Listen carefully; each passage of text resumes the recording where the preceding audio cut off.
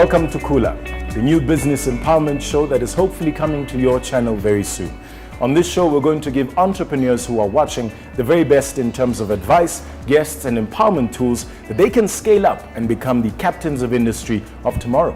The show will not only crisscross the different terrains of business, but it will humanize the entities and their owners. They'll be sharing with us both their highs and their incredible lows. And of course, being an entrepreneur is not easy, but that is why we hope that you will partner with us. Take a look at the interview that we did with the CEO of the Gauteng Enterprise Propeller, Leah Manenje. Leah, welcome to the show. Thanks for having me, pal.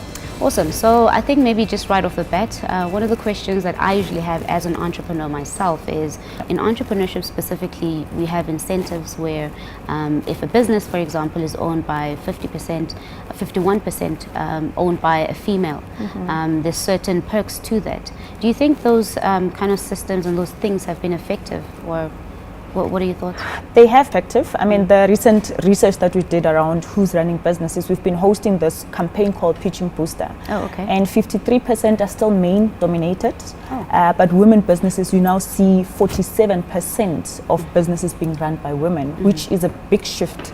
At some point, I think it was a 70-30, where 70% were male-owned businesses against the 30%. And I think it's, that whole landscape is changing.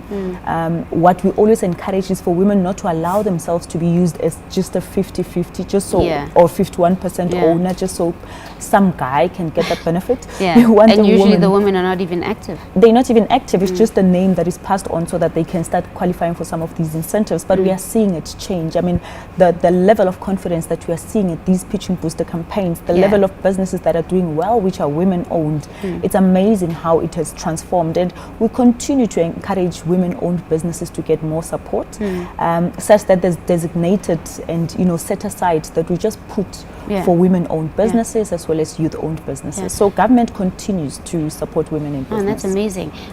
With these Pitching Boosters, do you guys offer any kind of support, maybe training these entrepreneurs, both male and female, in pitching? Is there something that you guys do prior to the pitching or post these events? Yeah, so the Pitching Booster is a 2-day campaign. Okay. So where we spend the first day just dealing with training and elevator Pitching Booster training, as well as the business model canvas, because this is where it all starts.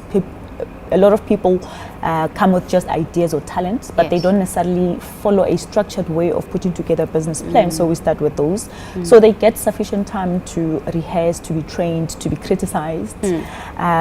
So day one is always interesting because people are just panicking. They're just a wreck. But on day two, this is when they do the actual pitching, where we then select the winners. So for both male and women, we do not treat women specially, special or whatever. We just treat everybody the same. And one of the issues that entrepreneurs did bring up was that they, I don't want to say complain, but one of the challenges that they said was access to information. Because just because I have a a smartphone and I'm somewhere in the rural areas and I want to get into entrepreneurship, right? I wouldn't necessarily know how to Google or search for something that I've never really heard of. How do you think maybe that could be solved? Well, maybe not entirely, but how do you think we can if start? it's access to information, we've got TUSO houses. I know local municipalities have what they call TUSO houses. This is where municipalities have shared spaces where you'll find either province and all sorts of home affairs and whatever available in one central space. That's what they can use to access information. But I also think that we sometimes put too much pressure on the outside. The reality is we don't have all the answers. I might be working for the enterprise propeller, we might be in government. The answers lie with the young people that requires the service, because they know what their challenges are. We can only create a conducive environment, and I think it's about time where we start changing how we do things. It should not be about government going out and just sharing information, because we're not even entrepreneurs ourselves. But it's about entrepreneurs coming to government and saying, well, these are our challenges and these are the recommendations that we have. And from a policy point of view, as government, we can then look at how we can either amend some of our policies so that we are able to better provide support to the young people. So I think it's about time we changed how we really view enterprise development and support. Thank you so much for joining us. Thank you, pal. Awesome. Thank you so much to Leah Manenja, the CEO of the Gauteng Enterprise Propeller. We're going to be joined after the break by Henshad Mashiro, who is the commercial manager of the ABSA Experience, this wonderful place that we're at. And we're going to find out from him, what is this experience all about? Stay tuned.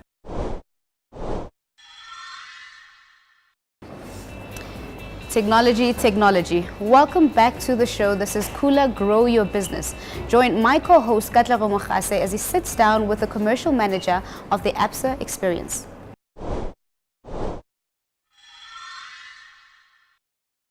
We're joined now by Henshad Mashiro, who is the commercial manager of the ABSA Experience here in Rosebank. And we want to just find out more from him about what the experience is all about. Dumela, thank you so much. Thank you. I'm very well. Thank you so much for your time. We want to find out, what is the ABSA Experience all about? I see there's tech, there's VR, there's swipe, it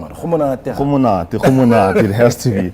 Well, this is a space where we spark a conversation to create a better banking future together, and we spark this through different ways. And one of those ways is to have events that actually connect people, bring people together for them to network. And through this, we are able to actually share and spark conversations. What are some of the startups that you guys have seen come into the space, some of the sectors perhaps? So I must say the most common sector that we are seeing is online, social media, guys that are starting their YouTube pages, guys that are starting their online branding companies, guys that are coming in and saying, I want to do marketing in a different way. And it's all modern marketing, People are carrying their office as a laptop behind their back, They don't need a huge corporate office anymore to make that kind of money. And we're having people coming in with their clients and they have their meetings there. And it's quite amazing to see that they find our space that inviting, where we initially never ever actually expected the entrepreneurs to be coming in, and they're finding our environment more consuming, or they find it more relevant to what they do. And are you seeing a sort of equal, if you will, distribution between men and women that come in terms of entrepreneurship and their startups for those talks and the like?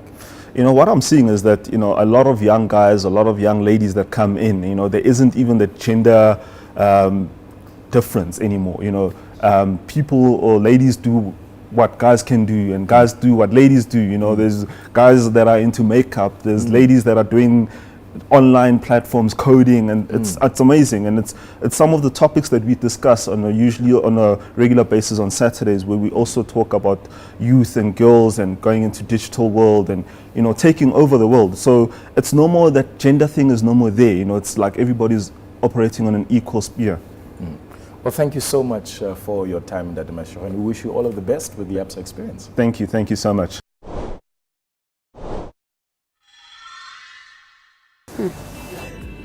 In an attempt to empower entrepreneurs, those that are young, women, and based in the townships, the Gauteng Enterprise Propeller hosted the Pitching Booster program.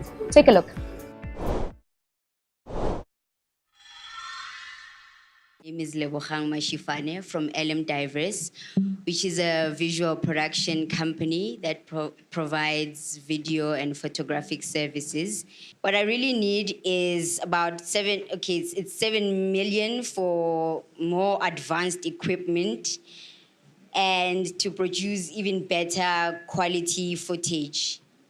So currently, with the 40,000, what I'll do is to buy basic equipment like lighting and sound recording equipment.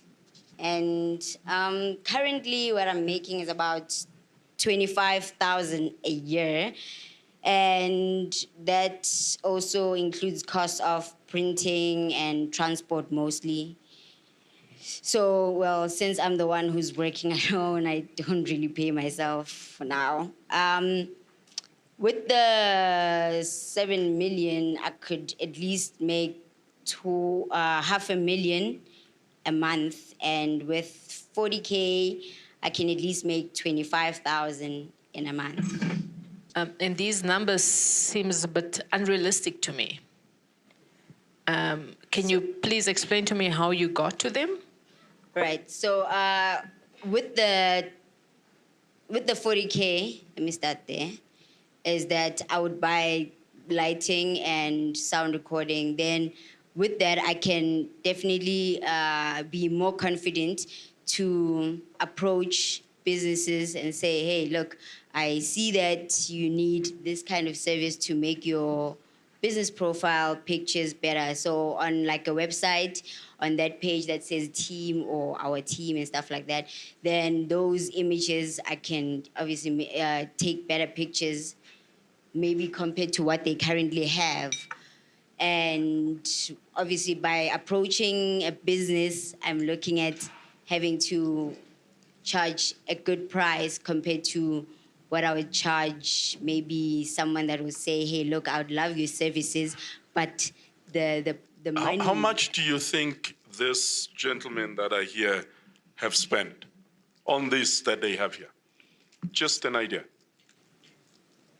100K. 100K. To charge this? No, how much do they spend to buy the cameras that they have? Oh, that could be about a camera without the tripod. That could be about 50 to 250. So if it's 50 to 250 a camera and they're only using 4 cameras, why would you want to start with 7 million? I mean, yeah, these guys providing this service, I've been with them every week after week. They've got 4 cameras, and you're saying those 4 cameras and stands could cost $1 million. Why would you want to start at 7? Including also vision mixers and having to pay a specific team. Please set yourself an affordable start business. You're already saying to me you're never going to start this business. That's what you're saying. You're setting 7 million. Who's going to give you 7 million? Okay. To go buy cameras, David. These gentlemen are here. They've got 4 cameras, and you're saying they're $1 million, and they've got vision mixes and everything like that. Trust me, I don't think if you add the... Okay, as usual. Thank you so much for watching Khula Grow Your Business. We will see you next week.